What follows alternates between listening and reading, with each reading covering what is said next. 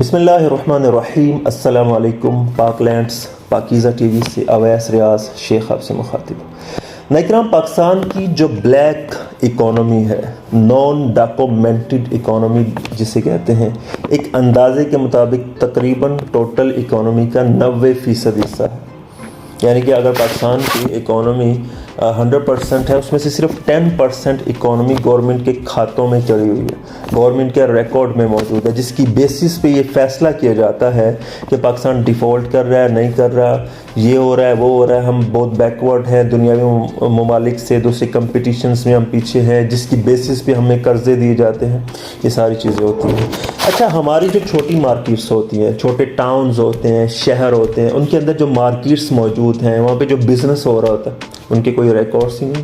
ہمارے شروع ہو جائے لاہور سے لے کے جتنے بھی چھوٹے چھوٹے شہر آتے ہیں، لاہور سے لے کے دوسرے بڑے شہر تک کے درمیان میں جو ٹاؤنز آتے ہیں، جو ولیجز آتے ہیں، جو مارکیٹس موجود ہیں، جو شاپنگ ایریاز موجود ہیں، کچھ بھی گورنمنٹ کے ریکارڈ میں نہیں ہے۔ کون کتنی سیل کر رہا ہے گورنمنٹ کے ریکارڈ میں موجود نہیں ہے۔ کون کتنا بزنس کر رہا ہے، کہاں سے مال آ رہا ہے، کہاں پہ جا رہا ہے، لوگوں کے پاس کیش کیا پڑا ہوا ہے، لوگوں کے پاس جو ہے وہ ان کے اکاؤنٹس میں کیا پڑے ہوئے ہیں، گورنمنٹ کو کچھ پتہ ہی نہیں۔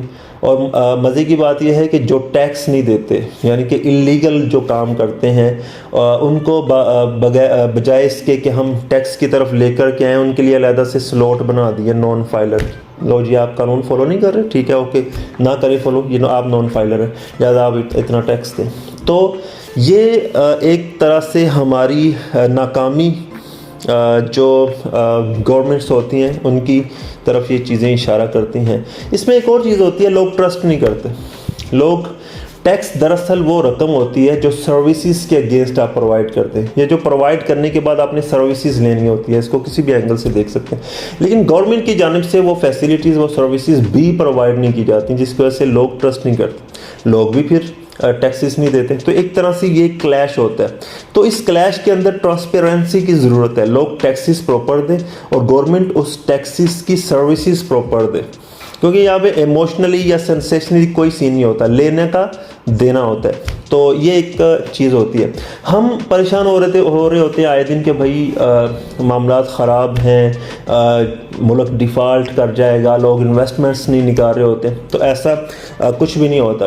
بہت سارے ماہرین ڈیفرنٹ رائے دیتے ہیں کہ کیا کیا جائے، جو پاکستان کی اکانومی کی بری حالت ہے، اس کے حل کے لیے ہم کیا کر سکتے ہیں۔ ڈیفرنٹ چیزیں سامنے آتی ہیں۔ کچھ کہتے ہیں کہ بھائی ٹیکسز کو بالکل ختم کر دیا جائے وقتی طور پہ، کچھ کہتے ہیں کرنسی چینج کر دی جائے، کچھ کہتے ہیں کہ پرائسنگ کنٹرول فیکٹرز ختم کر دی جائیں، کیونکہ گورنمنٹ کے جو پرائس کنٹرول سسٹمز ہیں وہ اتنے ویک ہیں کہ ہم سوچ بھی نہیں سکتے۔ ایک چیز لیٹس سپوز مجھے 10 روپے کی پڑ رہی ہے، گورنمنٹ کہے گی 9 روپے کی سیل کرو، تو میں اوبیسلی 10 کی چیز کو 11 میں سیل کروں گا، پروفیٹیبلٹی کو ایڈ کر کے، اور پھر فلکچویٹ بھی چیزیں کر رہی ہوتی ہیں، ریٹس اوپر نیچے بھی ہو رہتے ہیں مارکیٹ کسی۔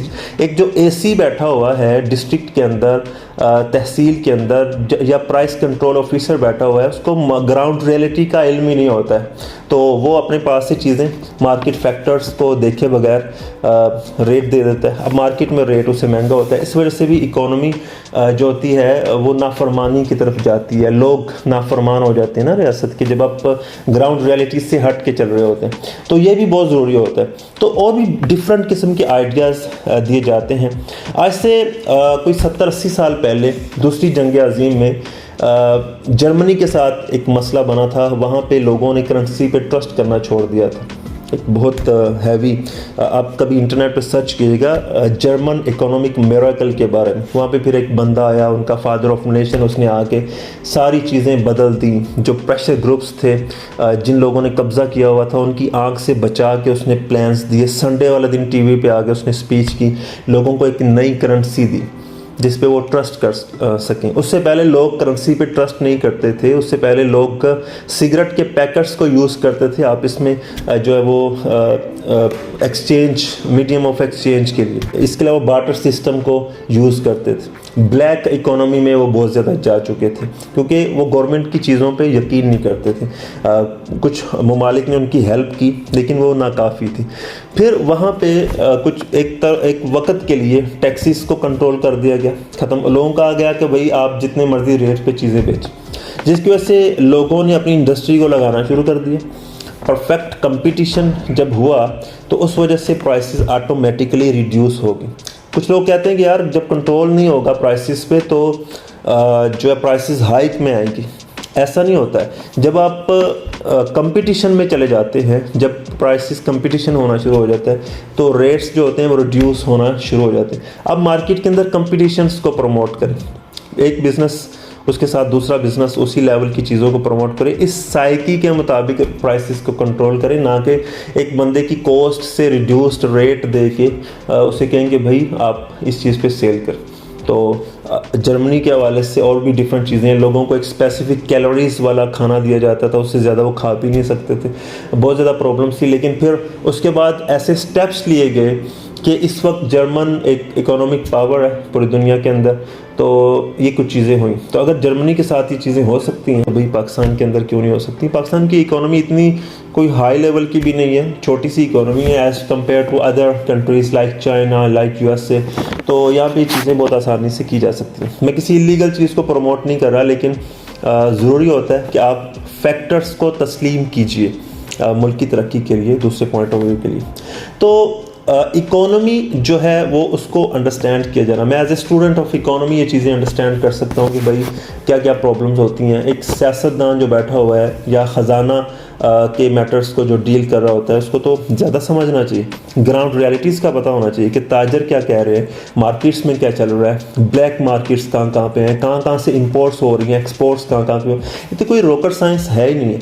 तो बाकी ये कि पाकिस्तानियों से मेरी गुजारिश है कि आप इस चीज़ को प्रमोट कीजिए, कैंपेन्स चलाइए कि गवर्नमेंट और आवाम के दरमियान ये जो एक क्लैश है टैक्सेस का ये ख़त्म हो, लोग मैक्सिमम टैक्स दें। अब लेट्स सपोज मैं टैक्स नहीं दे रहा या आप टैक्स नहीं दे रहे ब्लैक इकोनॉमी में, तब भी प्राइसेस को हाइक करके गवर्नमेंट टैक्स कलेक्शन करने की कोशिश करती है। मुल्क के अंदर इन्फ्लेशन आता है, पैसे जो है वो मुझे पे करना पड़ते हैं, और इन्फ्लेशन जो होता है वो टैक्स जो डिडक्शन है उससे ज़्यादा ही ख़तरनाक सी चीज़ होती है।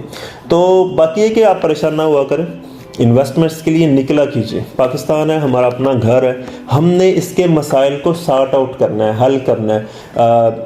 अगर हम नहीं करेंगे, हम पार्टीज़ के हवाले से अपनी पार्टी के साथ मुंसलिक रहेंगे, अपने लीडर्स को देखते रहेंगे, मसाइल पैदा होंगे। कोई भी बंदा जो कौम को तकसीम करता है, किसी भी पॉलिटिकल जमात से उसका ताल्लुक़ है, वो ठीक नहीं है।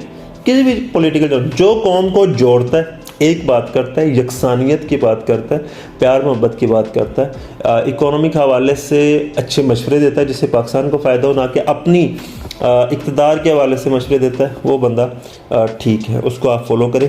तो बाकी ये कि परेशान ना हुआ कीजिए, इन्वेस्टमेंट्स के लिए निकलिए बाहर, डिफरेंट अपॉर्चुनिटीज़ होती हैं उनको अवेल कीजिए। कुछ भी नेगेटिव नहीं होता है। मीडिया और हम आपस में सोच के डिस्कशन कर करके ट्वीट्स कर करके हमने चीज़ों को, मसाइल को बढ़ावा दिया होता है।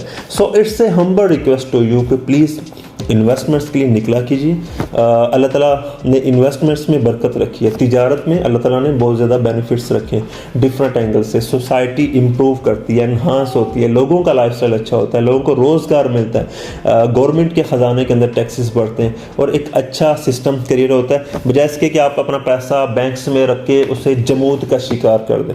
सो इसी एक मुख्तसर मैसेज के साथ मैं आपसे इजाज़त चाहूँगा। किसी भी टॉपिक पे बिज़नेस या इकोनॉमी हवाले से आप डिस्कशन चाहते हैं, आप मुझे सजेस्ट कर सकते हैं कमेंट सेक्शन में। पाकीज़ा टीवी को सब्सक्राइब लाजमी कर लीजिएगा। अल्लाह हाफिज़।